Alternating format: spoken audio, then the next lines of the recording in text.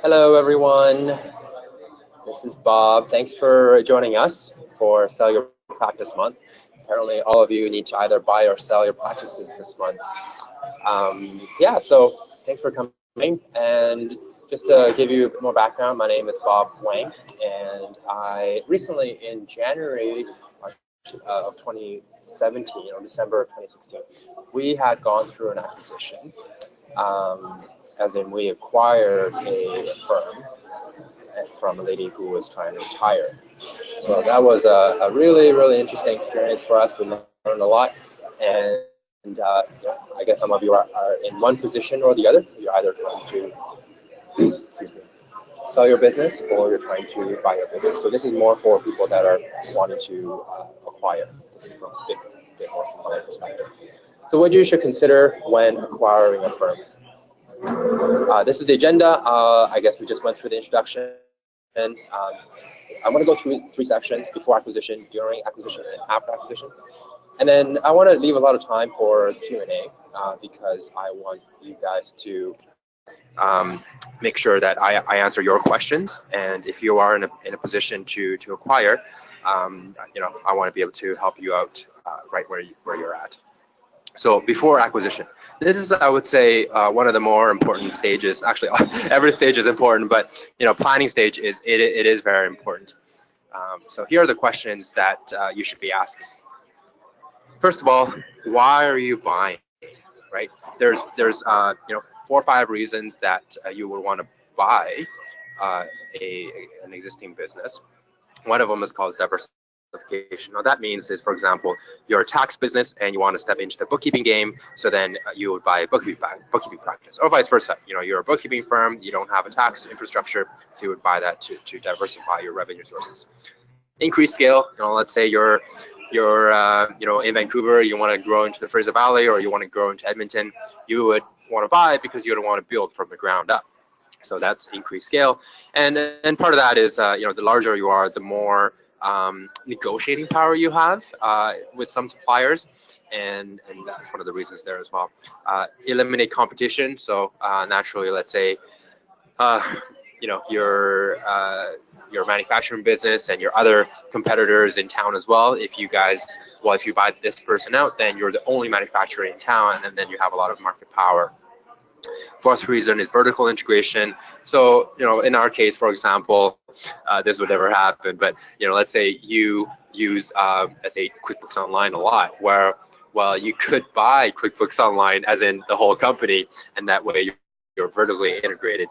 Or, another example would be practice management software. You want to buy this software as a part of your continuous offering, therefore you integrate vertically. And the last reason, synergy. So this is actually the best reason to buy. So for example, again, you're a bookkeeping business. Are you guys seeing this? Anyway, yeah, so let's say you're a bookkeeping business and you want to go into the CFO game, but you don't have the skills to execute on that, so then you buy a CFO practice, and then together you can provide tremendous value to your clients, and that's synergy. So first of all, ask yourself, like, why are you buying, and and analyze if that is part of your strategy. The second question you need to ask yourself is, why buy when you can build this? Because honestly, if you're buying a business, you're probably spending $200,000, $300,000, $400,000, $500,000 in buying a business. Just imagine spending $200,000 on advertising. I think your business will grow incredibly. So just, dollar for dollar, I honestly think you can build a better business by growing organically than buying a business, right? The only thing you're buying in that moment is just time. You don't have to build it. So just ask yourself, like, what is the best use of my dollar? Buying or building it from the ground up. Sorry. Before I move on, this is something I learned during my acquisition, or going through the one that I acquired, is that the customer that you acquire are at the highest cost, as in if you calculate the customer acquisition cost when you compare it to you spending money on marketing, buying a client is actually the most expensive, and they're the lowest quality because they're not necessarily always the ideal clients you're looking for. As a result, they actually have a really, really high attrition rate. So let's say you buy a list of 200 clients, maybe only 150 or 100 will stay with you after 3 years. So you're really buying a very, very risky asset. Not to mention the staff. Again, if you're buying a business, you're stuck with their staff, or at least those staff come with you. And if it's really awesome, then you're lucked out. But it's very, very likely that they're going to leave, or you're going to let them go because they're not the right cultural fit. So again, you're taking on a lot of headache by buying. So make sure, really, really, really make sure that you actually want to go through with this, and this is the best use of your time and money. Okay, so due diligence. This is during the acquisition. I read a lot of books on this, and it still wasn't enough to prepare me for what I had gone through. So due diligence. Okay, the first thing you need to figure out is there a cultural fit? So talk to the business owner, talk to the team members, walk through, just get a feel of this business that you're trying to buy. And I think even before that, you need to define what your own core values are, and in order to make sure that they fit within your corporate culture. So at Legacy Advantage, our culture, we have a list of 5 or 6 core values. We communicate fearlessly, we never settle, we value entrepreneurship, nothing is earned, everything is given, unleash people's potential. So those are our core values, and we just ask ourselves, like, look, do these people live with those values, or are they willing to change and live with those values? So that's very, very important. Corporate structure, again, so are you buying managers? Are you buying team members? And more importantly, how reliant is this business on the business owner? So that's kind of corporate structure as well. Like if it's a one-person business, really there's not a lot for you to buy, because if this person leaves, then all the clients may leave, because this business is so dependent on this one business owner. So what is the structure? Technology. So this actually mattered a lot for me, because we are a QuickBooks only business where we only use QuickBooks Desktop and QuickBooks Online. Some businesses, this may not be as important in that they're happy to take on Sage clients, Xero clients, etc. So this is just some filter you have to run through. For us, we could not look at any businesses that had Sage clients. We only look at businesses that use QuickBooks and QuickBooks Online. Pricing structure. So as you guys know, you're probably already inundated with this. Are they value pricing, or are they hourly pricing, or fixed fee pricing? This matters a lot, because if all the clients are billed hourly, and all of a sudden you come with a value pricing structure, there could be a lot of friction, and that's exactly what happened. So in the business that I bought, I would say half of the clients were charged hourly, and we came up with an average rate that would work, and basically created a flat fee for them. But the transition was just not smooth for anyone, and really ask yourself if their pricing structure can fit within your pricing structure after acquisition. The next part is the financial. I would say this is also important, but secondary to the stuff we talked about before. If there's no cultural fit, corporate structure doesn't make sense, technology is not there, and your pricing structure doesn't make sense, you probably wouldn't even need to look at financials. But assuming all the fit criteria is satisfied, then you move on to the financials. Simply look at the assets and liabilities. For a bookkeeping business, there aren't too many assets that should show on the books. Unless you're buying a bookkeeping business that has rent or building, in the assets, then it's a whole different business. But let's just look at the operating business. So there shouldn't be a lot of assets other than computers and things like that. Liabilities, take a look at how much shareholder loans are there. Do they have any lines of credit? Do they have any mortgages? So just assess the health of that balance sheet. You guys are accountants, you guys are bookkeepers, you probably know this already, but just take a look. Next one, this is actually very important. Look at the income statements. So really ask the seller to break out revenues, what's recurring and what's non-recurring. So I made a huge mistake there. I looked at their financials, and this lady has separated her business into bookkeeping and part tax. And I said, look, I'm not going to buy your tax business or tax clients. I only buy your bookkeeping clients. She's like, okay, so the revenue stream is like this. And so what I forgot to do is ask her how much of that is recurring or non-recurring. That's so stupid of me, but you just got to do it. And what ended up happening is there was one client that she did catch-up work for $34,000. That's more than 10% of the entire year's business. So that was non-recurring, and that totally caught me by surprise. And I guess don't do that. Make sure you take a look at the revenues by month and have them break out what's recurring and non-recurring, because the value is only in the recurring piece. Legal due diligence, I don't know too much of this, but it's still important to mention. I would say just really ask your lawyer, especially if you're buying shares of the company. You got to make sure that if there's any lawsuits or liens or whatever against those shares. If you're buying assets, it's a bit easier, but just make sure to have your lawyer draft, or I should say, draft a legal agreements and look through it and be part of the negotiation process. Here's another story. So I would say with legal services and professional services, do not cheap out. Okay, let me repeat that again. Do not cheap out on legal services during an acquisition process. You want to have a professional help you. I know of a person that bought a bookkeeping business, and he just basically took a template offline, and he said, so let's say this company Ltd cannot be in competition with me, but he didn't specify that Joe, who's the owner of company Ltd, could not be a competitor. So what ended up happening is, he bought the assets of the business, so company Ltd could not compete. But Joe went ahead and opened up another business and went into competition with the company that they just sold. So again, do not cheap out on legal services. Have your lawyer vet every single detail and protect you, especially from the non-compete side. Okay. All right, valuation. There's a couple of ways to look at it.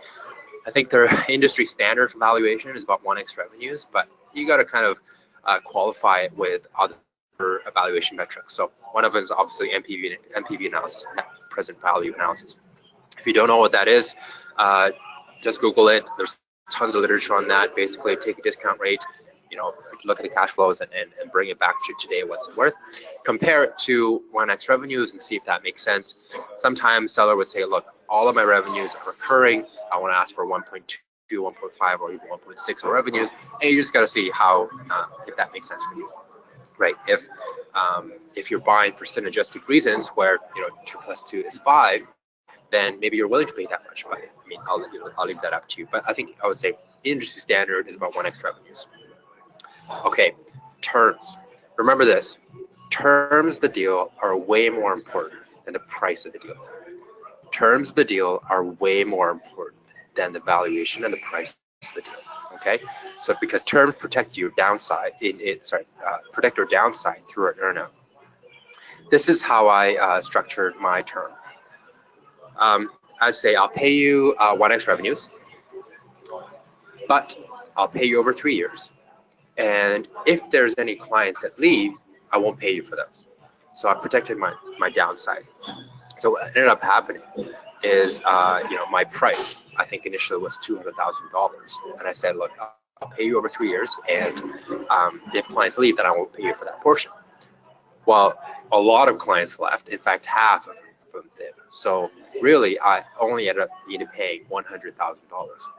You see why terms are so much more important than the price? In this, stretch out payments. So let's say there is a business for $400,000 that's selling. $400,000 business that's selling. Ask them, hey, can I pay you over 5 years? Can I pay you over 6 years?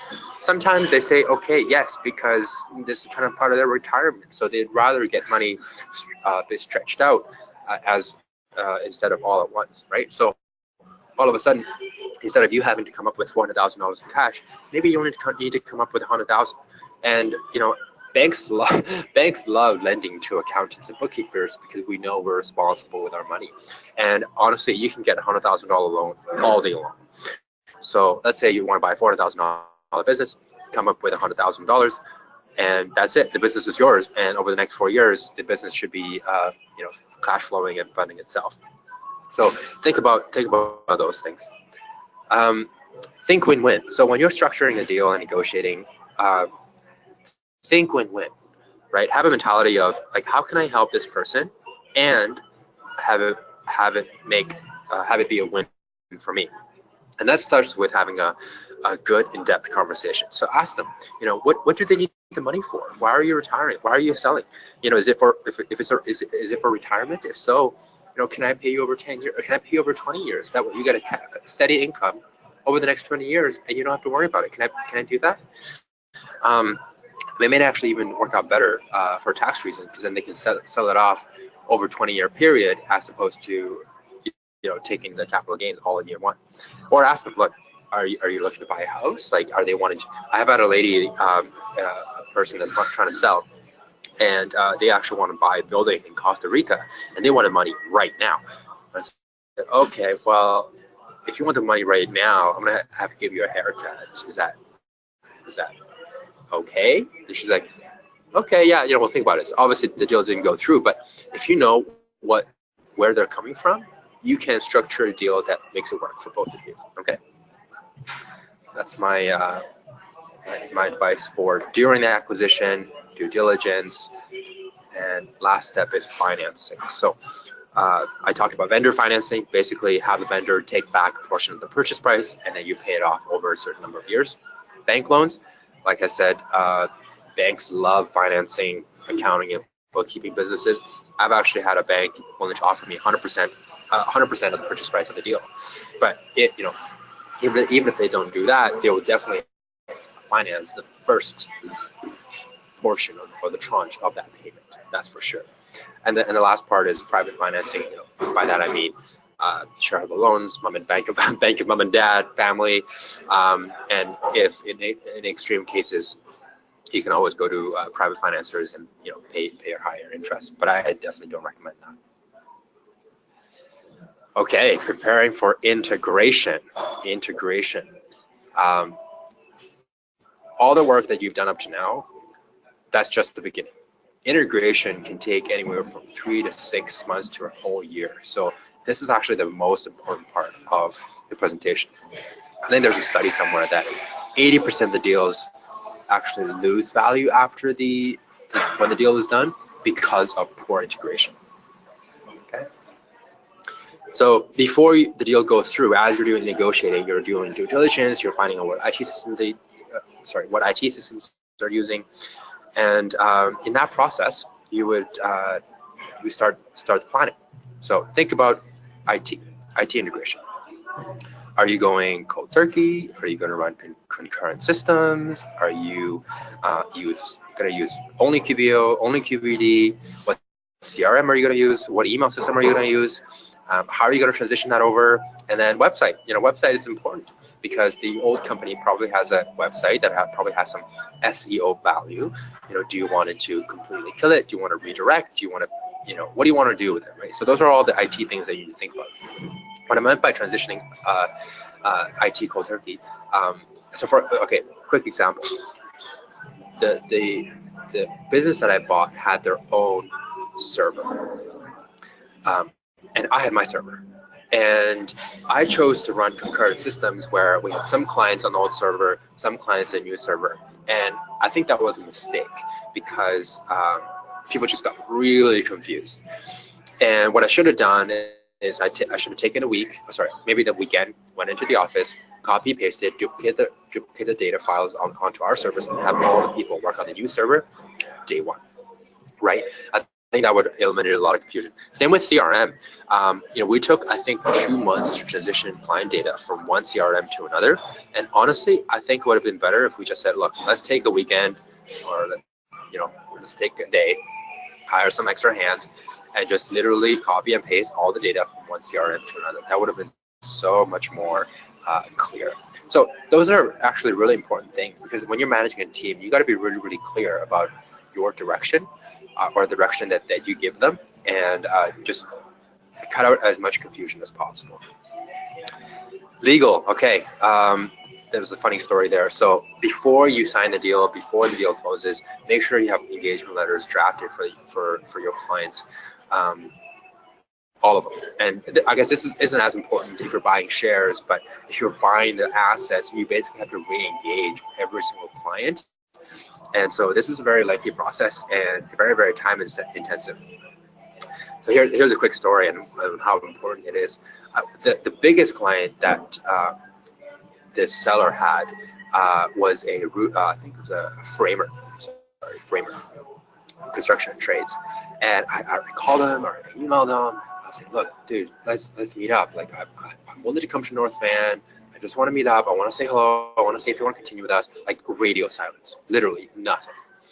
And then December 31st was our closing date.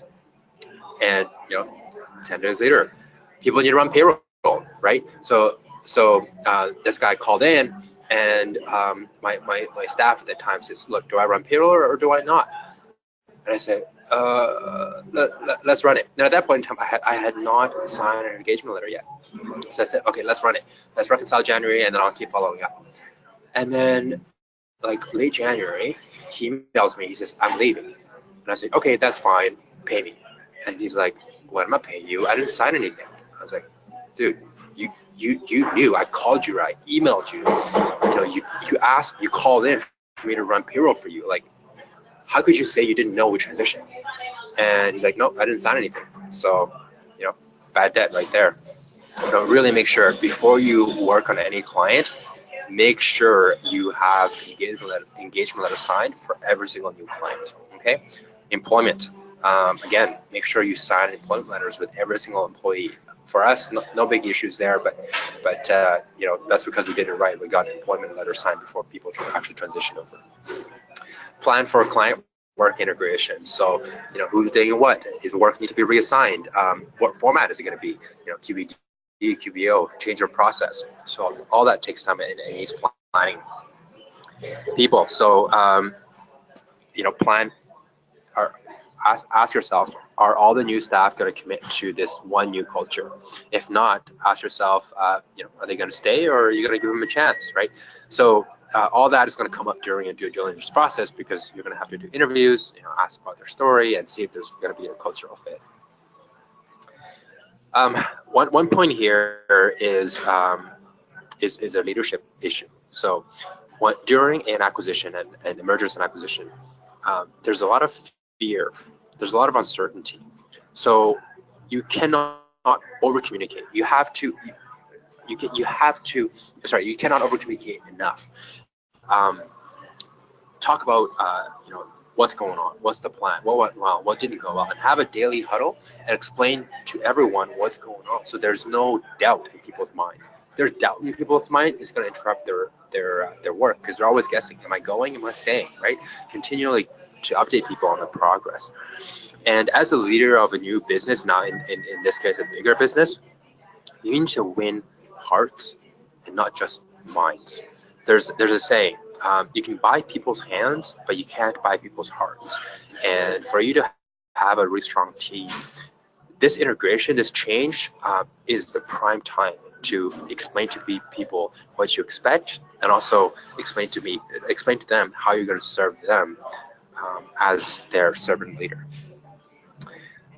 Last step during the integration process is timing. So again, you have all these things you need to do.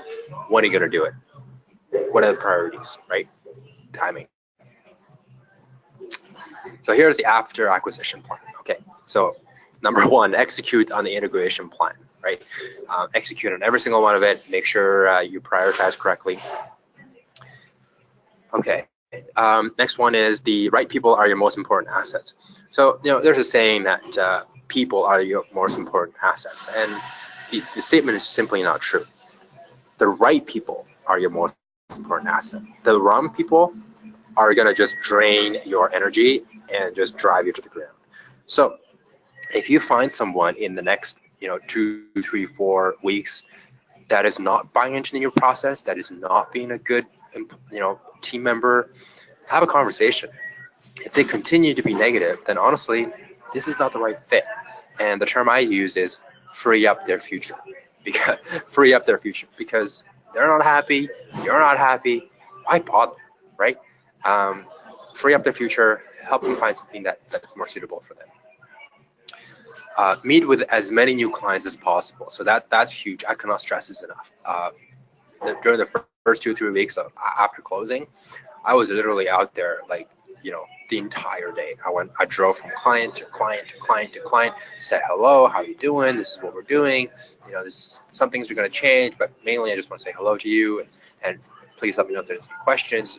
Because they have fears too. They have concerns, and you have to be able to reach out to them. Don't wait for them to reach out to you. You have to take the initiative to say hello. Ask the seller to edify you as much as possible, email, in person, or phone call. Okay, so this is also, this advice also came from a mistake that I had made. What happened was basically the deal went through, and the seller basically just said, he sent an email out to everyone once. Hi, this is Bob. He's a new guy. I'm leaving. See ya. Good luck, or that kind of stuff. And it just didn't give the clients a lot of confidence. And when the client actually came to the office, she just kind of stayed in the back room and wasn't really, didn't really edify me. And what I mean by edify is things like, Bob, he's such a great guy. We met with him. Legacy is such a great company. You're going to be well taken care of. Don't worry about it.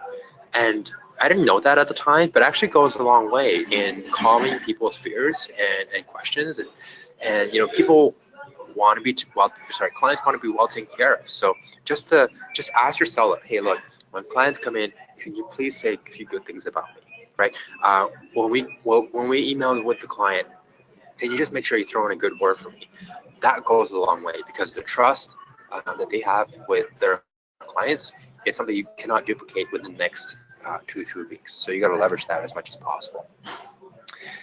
So last one I want to reiterate is, don't do any work until you have signed an agreement. That's huge. Okay, don't do that. Okay, so I think we finished pretty early. Let me just see here. Yeah, we did. I went through that pretty quick. That being said, maybe I'll ask a question here. Who here is looking for firms to buy? And maybe I'd like to get a sense of like why you have decided you wanted to buy instead of build. And can people? Okay, Michael, can you handle this? I don't know how to unmute people. Oh, there we go. Jenny Tran. Hi, Jenny. Jenny, I think you're on.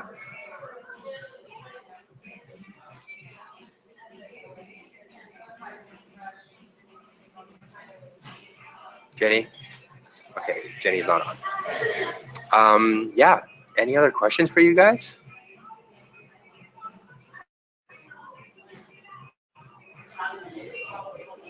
Okay, so Ross says, always open to opportunity, listening, have not been actively seeking.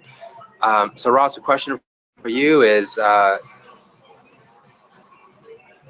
guess, is this one of those like, if it comes, I'll go through with it, or is it like I'm actively looking for opportunities because I want to grow in the next 2-3 years?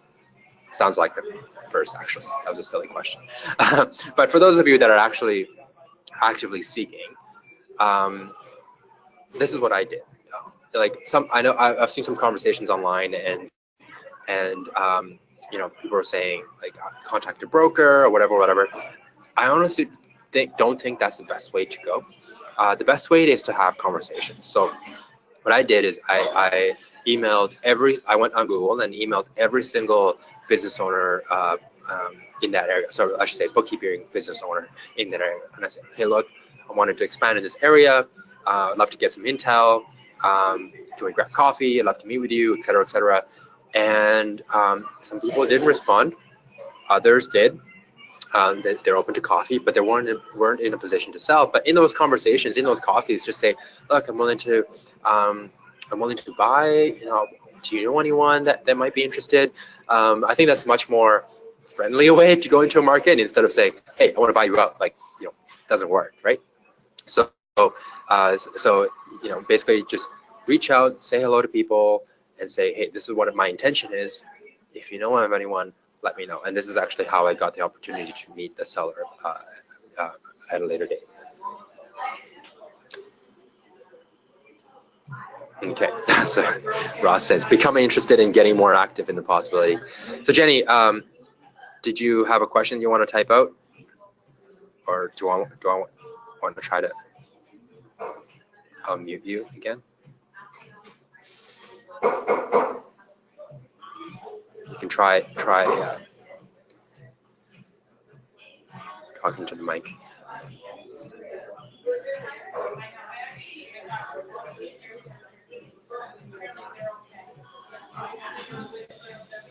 Is there a certain formula or cost per client that you use to estimate the cost of acquisition? You mean the acquisition price? Is that right? Right. Okay. So there was a section on price, and basically I said the general formula is 1x revenues. So that's kind of the general price. So let's say this business is generating $200,000 in revenues, and that's recurring revenues. You would probably want to pay $200,000. That's kind of the going market rate. But then you have to go up and down based on the reality of this business, right? So for example, most of them are hourly clients. Well, hourly clients are worth less than monthly, contract-based recurring revenue. So you would give a bit of a discount. Or if every single client is recurring, okay, you might want to pay a bit of a premium because it's more predictable. If this business has 2 or 3 employees, then that's actually better. It's worth more. If it's just one person, then you got to give a 50% haircut, right? So those kind of things matter. But I would say a baseline, a starting point is that 1x revenues. Does that make sense?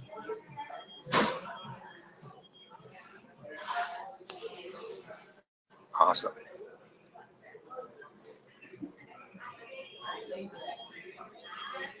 Okay. Last call for any questions. Let's see if my info is on here. No info. Yeah, you can always reach out to me at Legacy Advantage. You can go to legacyadvantage.ca, and you can reach out to me either through the form there, or you can go info@legacyadvantage.ca or bwang@legacyadvantage.ca. You can feel free to email me. Yeah, and I think these slides are going to be emailed out to you, so you can keep them as notes. But if there's no other questions, then these are my points and advice, my experience during the mergers and acquisitions. Michael, did you want to jump in here? Yeah, just the entire group. I just put Bob's information in the chat section. If you guys want to go over there and get a copy of Bob's email, number, his title, again, Legacy Advantage, definitely reach out to Bob, and he'll be able to help you guys out if you're considering acquisition in the near future. Hi, Nancy. Did you say 1-to-1? I see. Yeah, that's right. That's right. You got it. You got it, Nancy. But remember, Nancy, that this is, the price is not as important as the terms. So really think through, how you can structure the terms to be a win-win for both of you, and definitely protect your downside through an earn-out.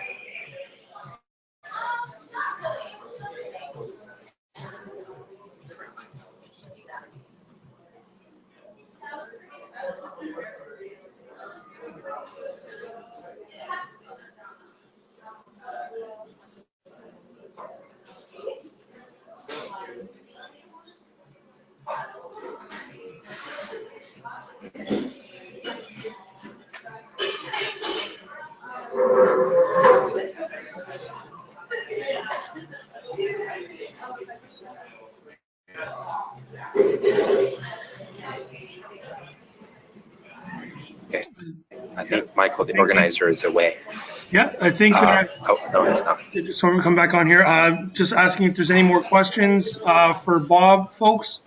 We have a little bit of time still, so please. How much of a premium is reasonable? I honestly don't know. You're gonna have to use your imagination on this. The reason I say this is because it really depends on the buyer, and how much synergy there can be. So, for example, let's say a big firm has, let's say, 5,000 clients, and you're the best bookkeeper in that city, and you're doing, let's say, $200,000 a year, and this CPA firm is really struggling to get into the bookkeeping business, but so they want you to come in and lead their expansion. So let's say your business is only worth $200,000, but to them, they could be worth 500,000 or $1 million, because as soon as they bring you in, they can convert all of their accounting clients to bookkeeping clients, and so there's a lot of more value to the buyer, right? So anyway, yeah, but it really depends. Other pricing consideration, I talked about net present value. So based on your net profits, or I should say your cash flows, you discount that 3 to 4 to 5 years using a discount rate. And I think because you're a risky business, you're a small business, or you're, I would say that the seller is a small business, I would use a discount rate of at least 20%, maybe even 30 or 40%, and go about it that way. And then you can average those two formulas out. And obviously make sure when you are doing the NPV analysis, you're normalizing the income statement by taking out all the one-time extraneous things.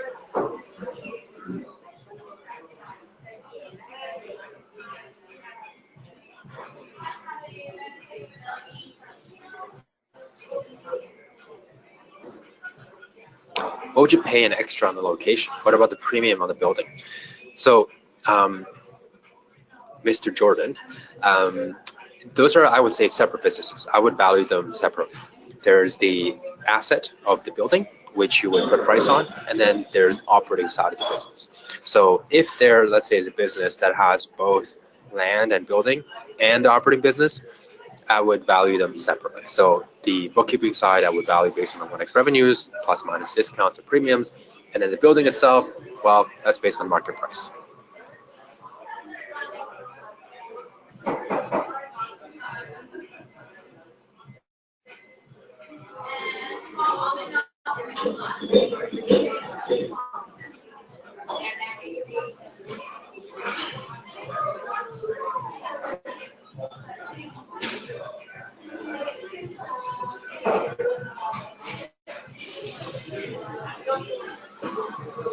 Any other questions from the group? Please continue to type them in. We have a little bit more time.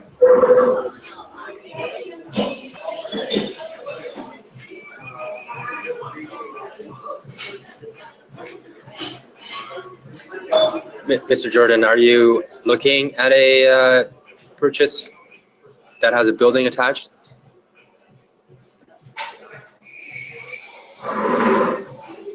Would you always back out the owner's salary and dividends? It depends on what role the owner does. So if the owner is also the manager, then I would not, because if you had to pay a manager to run this business, you would have to pay that portion as well. But if the owner is actually the owner, and if you take their wage out, if the owner wasn't there and the business was running on its own, then yeah, I would back that out. And sorry, you said owner salary and dividends. Let's just say that the owner salary and dividends were, let's say, $200,000 in total.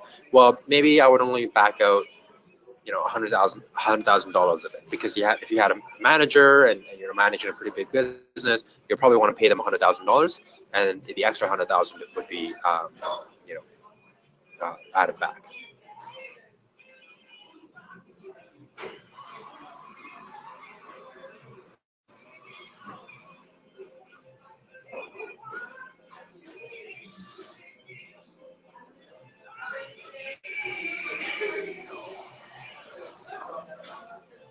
Thanks, guys, for your great questions. Just want to call last call in case there is anything else that the group wants to ask Bob while we still have him available. We'll wait a few more seconds to see if any additional questions come out. If there are no other questions, we want to thank you for joining today and appreciate your time and like to say Yes, thank you for joining. Yes, and see Bob at QB Connect Toronto. Yes. I will be there. Yes, there I'll you be go. there to say hello to everyone. I'm actually doing a session there. So my firm, Legacy Advantage, we actually started 2 years ago, and we recently surpassed $1 million in revenues. And so I'm going to be talking about my journey, but I'll have a huge Q&A element to it as well.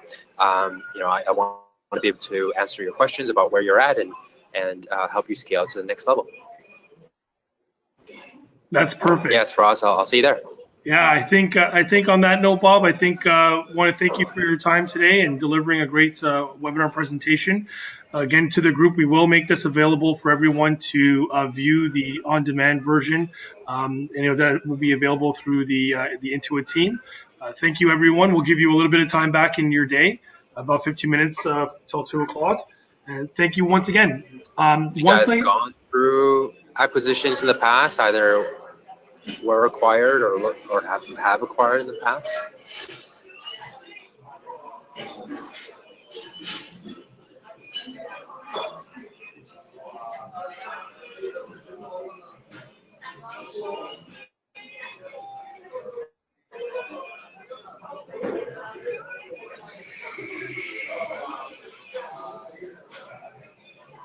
Nope. Any more questions? Okay. Well, thank you very much, folks. I think that's all for the questions. Bob, thank you very much for your time today. We definitely appreciate it.